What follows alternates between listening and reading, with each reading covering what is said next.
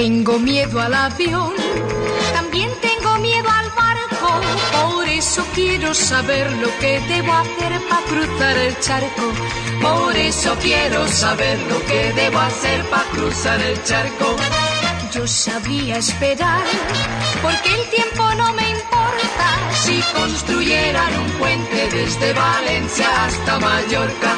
Si construyeran un puente desde Valencia hasta Mallorca.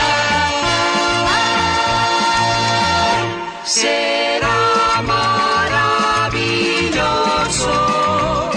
viajar hasta Mallorca sin necesidad de tomar el barco o el avión, solo caminando en bicicleta o autostop.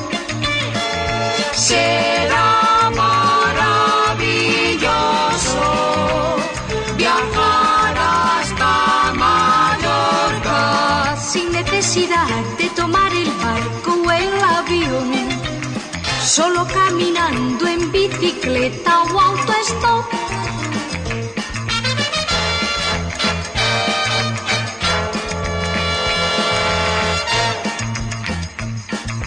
Tengo miedo al avión, también tengo miedo al barco, por eso quiero saber lo que debo hacer para cruzar el charco. Por eso quiero saber lo que debo hacer para cruzar el charco. Yo sabría esperar, porque el tiempo no me importa, si construyeran un puente desde Valencia hasta Mallorca. Si construyeran un puente desde Valencia hasta Mallorca.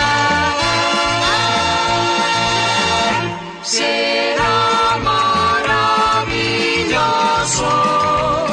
viajar hasta Mallorca sin necesidad de tomar el barco o el avión, solo caminando en bicicleta o autostop.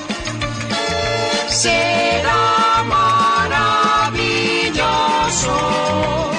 viajar hasta Mallorca sin necesidad de tomar el barco o el avión, solo caminando en bicicleta o autostop.